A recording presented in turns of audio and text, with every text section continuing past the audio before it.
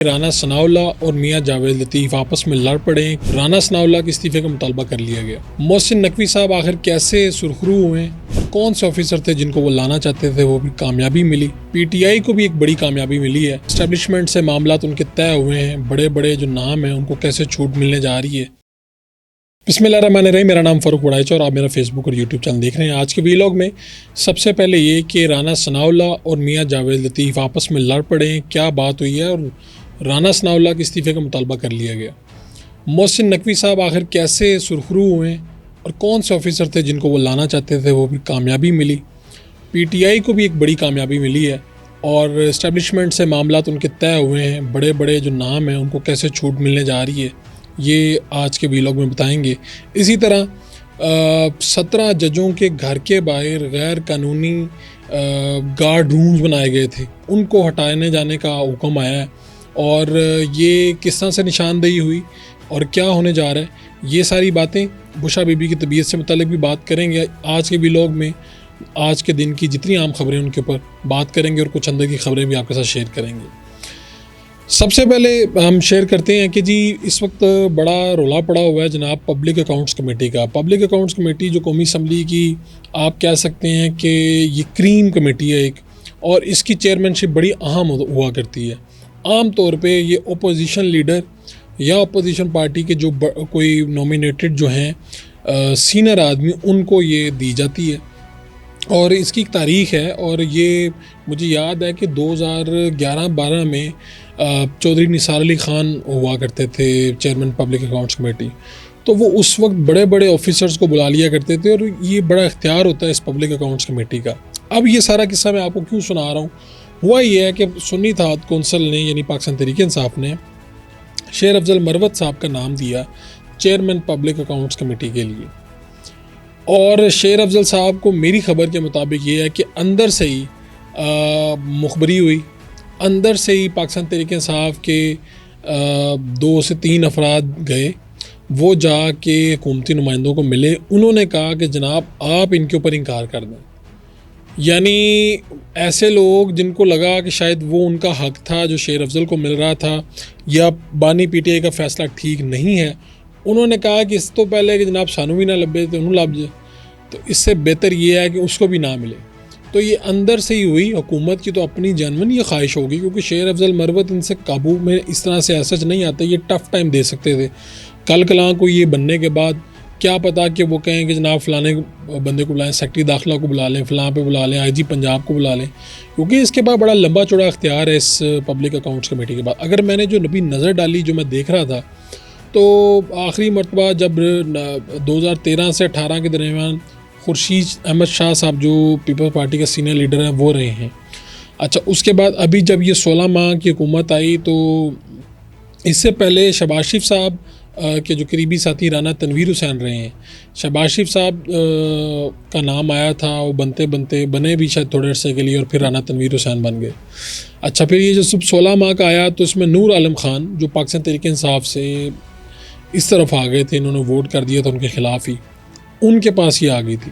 इससे पहले नदीम अफजल चंद रहे हैं, फिर भुट्टो साहब के ज़माने में डॉक्टर मुबशर हसन और इस तरह के बड़े बड़े लोग रहे हैं। चौधरी निसार अली ख़ान की पब्लिक अकाउंट्स कमेटी की एक धूम हुआ करती थी पूरे मुल्क में कि यार वो कुछ भी कर सकते हैं, कोई भी खाता कहीं से भी शुरू कर सकते हैं। तो ये जो पब्लिक अकाउंट्स कमेटी है इसके ऊपर हुकूमत को था। अच्छा, मैं आपको एक बात और बताता चलूँ, जब पाकिस्तान तहरीक इंसाफ की हुकूमत आई थी तब शहबाज शरीफ साहब अपोजिशन लीडर थे, उनको नहीं जो है वो बनाने दे रहे थे चूँकि कौमी असम्बली के स्पीकर नहीं करना होता। तो यानी ऐसा नहीं है कि आज से नून आज अड़ी हुई है, थोड़ा सा रिकॉर्ड की दुरुस्ती के लिए कि उस वक्त भी वो फ़ख्र आलम का नाम लेते थे और फिर मामलात आगे बढ़े।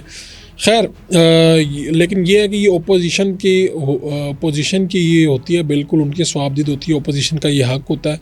और मुझे जो लग रहा है, जो ख़बर है वो ये है कि लॉबिंग जो है नूर आलम साहब अच्छी कर रहे हैं तो वो JUI में, लेकिन दिलचस्प बात वो भी अपोजिशन में। इस वक्त आपको पता है मौलाना फजल रहमान ने बाइकाट किया हुआ था ज़िमनी इलेक्शन का भी और बाकी भी जितने सदर का इंतखाब, वज़ीर-ए-आज़म का इंतखाब।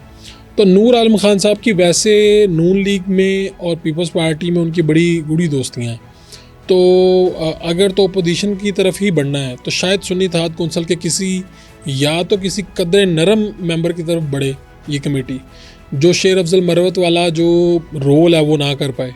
तो ये सारी कहानी चल रही है। थोड़ा आगे बढ़ते हैं। 17 जजों के घर की जो मैंने आपको ख़बर दी, हुआ ये कि काजी फ़ाइज़ ईसा साहब लाहौर आए तो GOR में माल रोड के साथ जो है वहाँ पे रहे जाके।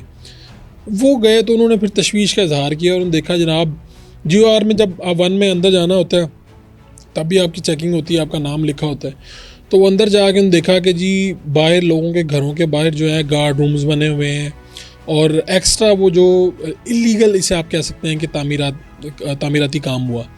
तो फिर रजिस्ट्रार के ज़रिए ख़त आया यहाँ पे उनके वहाँ के, तो ख़त आया और उन्होंने ये कहा कि जी काजी ईसा साहब को बड़ी तशवीश लाहक हुई है, वो इधर आए थे और उन्होंने कहा जी गार्ड रूम्स ख़त्म करें। और इस हवाले से जो है ना वो फिर ख़त पंजाब हुकूमत तक आगे पहुँचाया गया।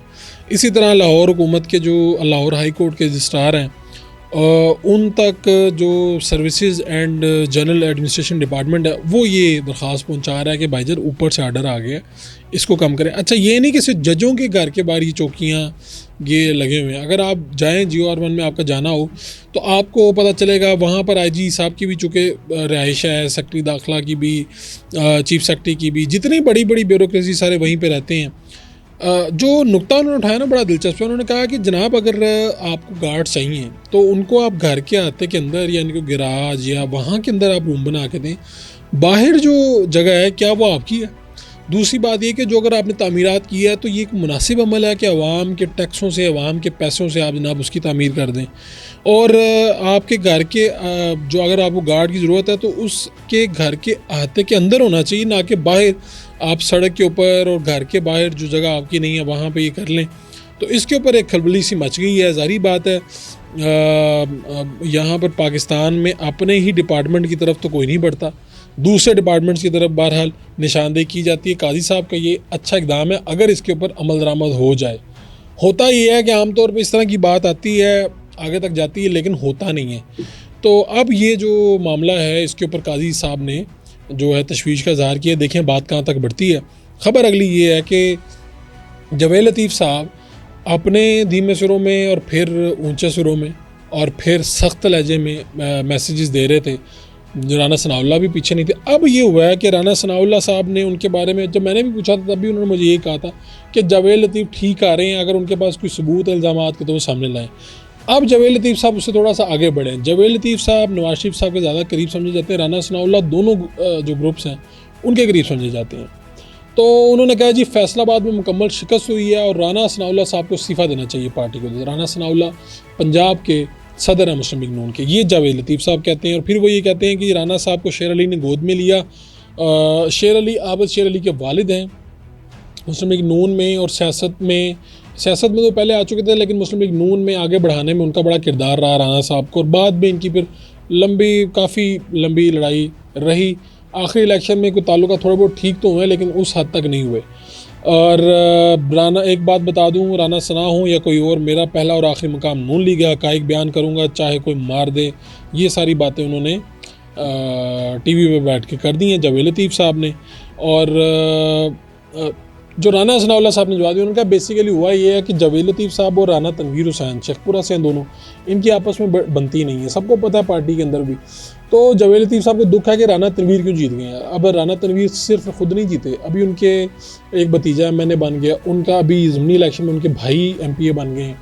तो राना सनाउल्लाह का कहना है कि बेसिकली जवेद लतीफ़ साहब को सुकून तब होता कि अगर राना तनवीर भी हार जाते, उनके घर भी हार जाते, तो तब वो कहते हैं कि भाई ठीक इलेक्शन हुआ है। असल में उनका ओरिजिनल मसला ये है। लेकिन मैं आपको कह रहा हूँ कि ये लड़ाई इससे आगे की है।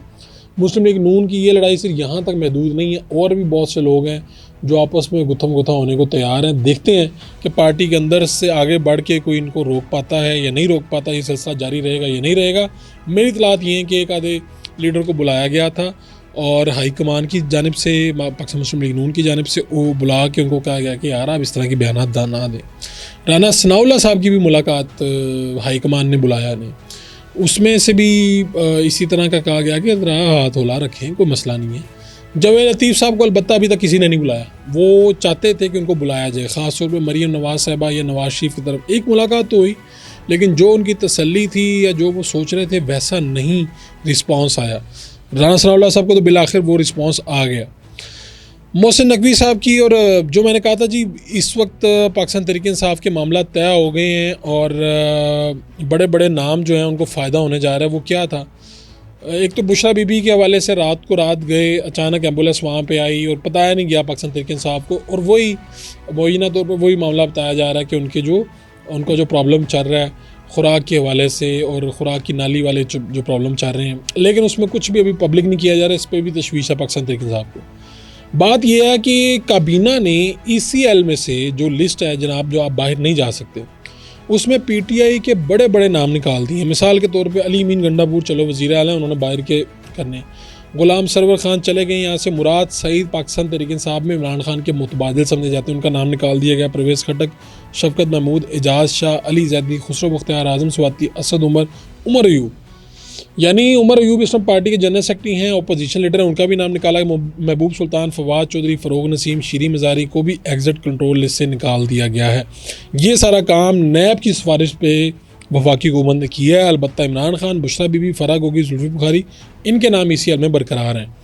तो अब आप लोग बड़े समझदार हैं, मैंने आपके सामने जो नाम रखे हैं, इन नामों को सुन के भी आपको समझ आ गई होगी, चाहे आपका ताल्लुक़ या मोहब्बत किसी भी जमात की तरफ हो, ये नाम ऐसे नहीं निकाले जाते बाहर। नैब के ऊपर से सिफारिश हो। आपको पता है कि नैब जो है सियासी हुकूमत की बात तो मानता ही मानता है, लेकिन जिनकी वो बात मानता है वहाँ से ये बड़े घर से इशारा हुआ और ये नाम जो है निकाले गए।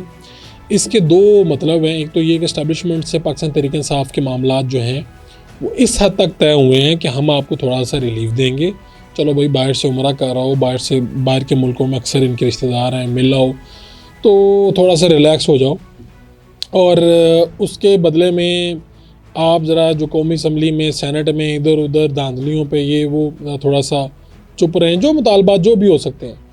तो ख़बर और अंडरस्टैंडिंग के मुताबिक ये है कि जी PTI के इस्टेब्लिशमेंट के साथ जो बैकडोर राब्ते चल रहे थे, उसमें कुछ लोग तो ये ऐसे हैं जो IPP या किसी और पार्टी में चले गए, लेकिन अभी भी पाकिस्तान तहरीक इंसाफ के साथ जो जुड़े हुए लोग हैं उनको रिलीफ इस बुनियाद पर मिला है कि तुसी भी हथौला रखो, असी भी हथौला रखांगे।